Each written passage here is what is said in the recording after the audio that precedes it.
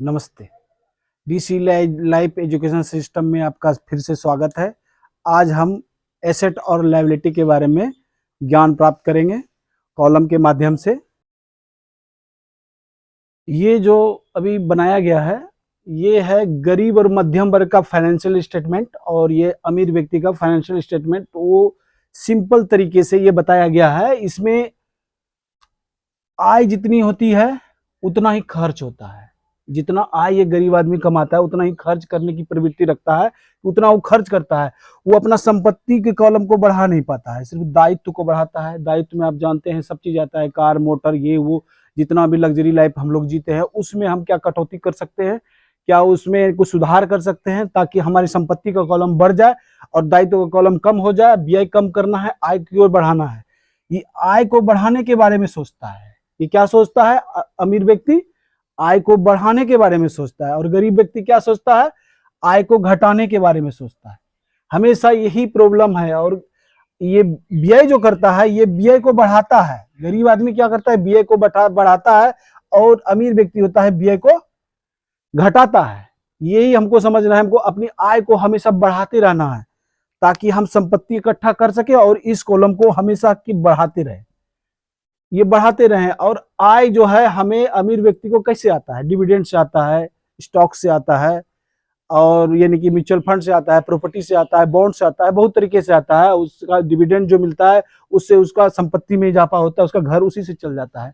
जिसके कारण अगर वो कहीं काम नहीं कर रहा है रियल में, यानी कि जो व्यक्ति दूसरे का, यानी कि हम लोग जो काम पैसों के लिए करते हैं, इंडिया में क्या होता है कि प्रत्येक व्यक्ति जो है पैसों के लिए काम करता है, पैसा उसके लिए काम नहीं करता है। और जो व्यक्ति का पैसा अगर काम करता है, अगर संपत्ति उसका काम कर रहा है, पैसा उसका काम कर रहा है, तो वो कभी भी अमीर से गरीब कभी नहीं हो सकता है। लेकिन होता क्या है, मध्यम परिवार और वो पैसों के लिए काम करता है, वो नौकरी करता है या बिजनेस भी करता है। अगर अपने से वहां काम कर रहा है तो वो एक तरह का वो एम्प्लॉय है, नौकर है। ये नहीं कि वो मालिक है।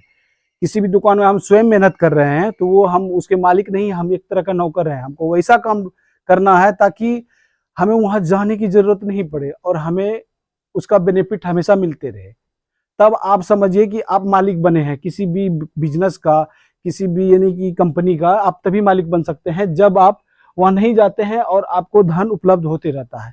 तब आपको ये समझना है कि हमेशा अपने दिमाग को खुला रखना है कि हम अपनी आय को कैसे बढ़ाएं जिसके कारण ये संपत्ति बढ़े और संपत्ति हमको इतना कमा के दे जिसके कारण हमारा आय फिर से बढ़ सके। और ये प्रक्रिया हमेशा इसी तरह चलते रहे। इसी बीच में लग्जरी जो भी होता है, यानी कि दायित्व को हम खरीद सकते हैं। व्यय यानी कि भोजन वस्त्र आवास सबको आवश्यकता होती है, वो सबको नीड है सबका। पैसे को कैसे मैनेज करना है, कैसे नहीं करना है, आपको पीछे सिखाया गया। कितना खर्च करना है, कितना निवेश करना है, कितना यानी कि दान करना है, सारा सिस्टम सिखाया गया। लेकिन आप अमीर के अमीर तभी रह सकते हैं जब आप कैश फ्लो स्टेटमेंट को समझ सकते हैं, या यानी कि एसेट और दायित्व को समझ सकते हैं। क्या जो हम खरीद रहे हैं क्या वो एसेट है कि लायबिलिटी है। उसी में इसका कॉलम देखिए, गौर से इस चीज को देखिए कि ये क्या किया है कि अपना जो भी ये बराबर है, गरीब का जितना कमाता है उतना खर्च के बारे में सोचता है, संपत्ति ज्यादा बढ़ा नहीं सकता है, और दायित्व को जो है यानी कि वो बढ़ाते रहता है।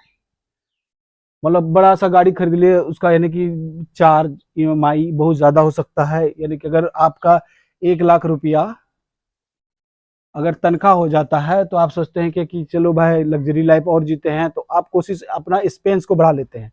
जो एक्सपेंस होता है आप इसको आय बढ़, जैसे आय आपका बढ़ेगा आपका ये भी बढ़ जाता है। व्यय करने का आदत, ये इंडिया में प्रवृत्ति है कि आप अपना आय को बढ़ाते हैं। जैसे मेहनत करते हैं दूसरे के लिए, अगर आप घर खरीद लेते हैं ईएमआई पे, आप समझिए अपने लिए काम नहीं कर रहे, आप बैंक के लिए काम कर रहे हैं। कोई भी चीज ऐसा खरीदते हैं, मतलब गाड़ी खरीदे, आपके पास पूरा संपत्ति नहीं था, आप उसको ईएमआई पे लेते हैं, तो आप समझिए कुछ दिन तक बन जाते हैं, उसके लिए काम करते हैं। आप अगर उसके लिए काम कीजिएगा तो आप अपना संपत्ति कॉलम को नहीं बढ़ा सकते हैं। अगर संपत्ति कॉलम नहीं बढ़ेगा तो आप फाइनेंशियली फ्री कभी नहीं हो सकते। आपको फ्रीडम तभी मिलेगा,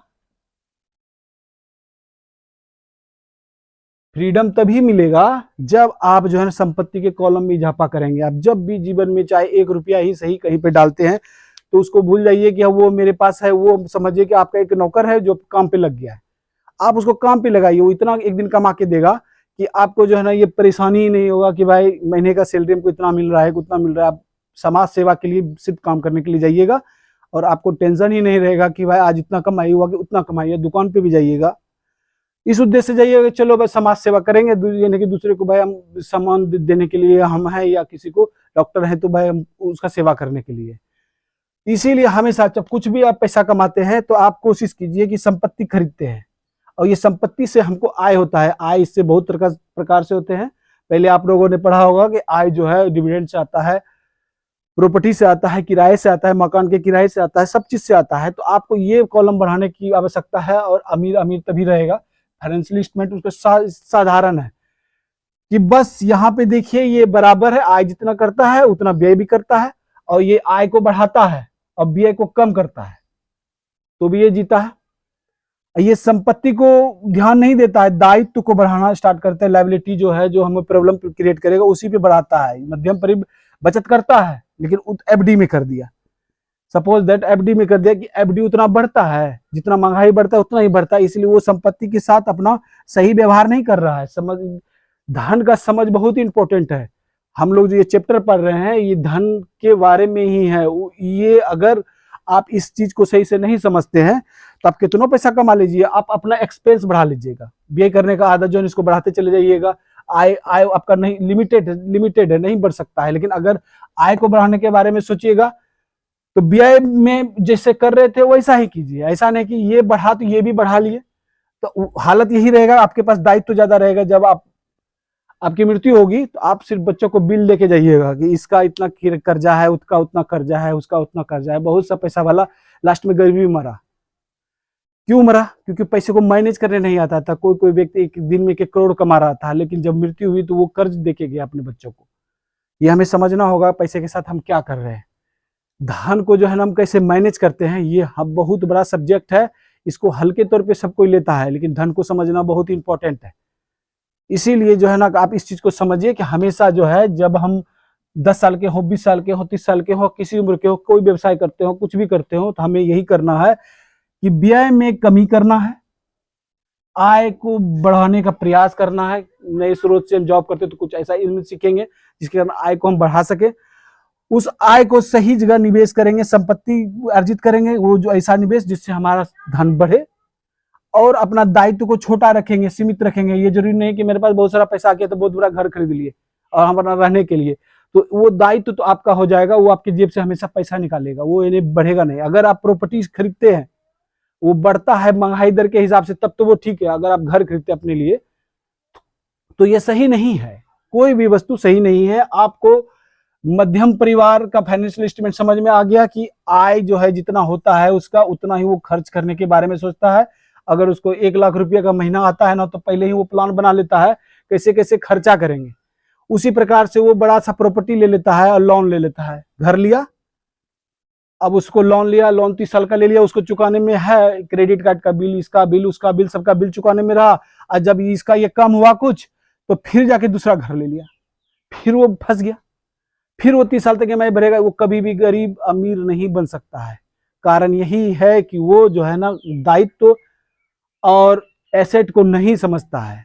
एसेट और दायित्व को जिस दिन समझ गया कि हमारा लायबिलिटी क्या है, एसेट क्या है, उस दिन समझ में आएगा। इसीलिए आप अपना एक स्टेटमेंट बनाइए कि भाई कि हम जो एसेट खरीद रहे हैं कि लायबिलिटी खरीद रहे हैं, और किस में हम बढ़ोतरी कर रहे हैं, किसको घटा रहे हैं। अगर हम दायित्व में बढ़ोतरी कर रहे हैं, लायबिलिटी में कर रहे हैं,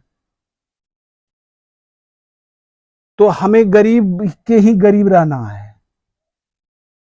अगर हम संपत्ति में कर रहे हैं तो अमीर बनने से आपको कोई नहीं रोक सकता है।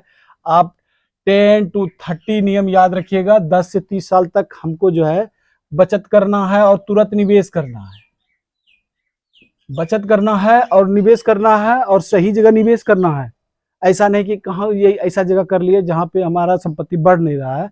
तो आपको यही समझना है, बचत और निवेश करके, संपत्ति और दायित्व को समझ के, लायबिलिटी और एसेट को समझ के निवेश करना है। वही सामान खरीदना है जो कुछ समय बाद बढ़े, जिसका मूल्य बढ़ता हो और महंगाई दर से ज्यादा बढ़ता हो।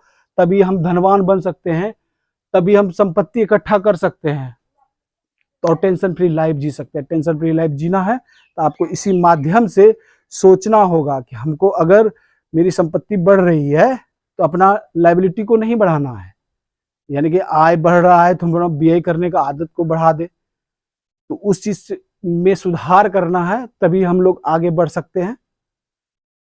धन्यवाद।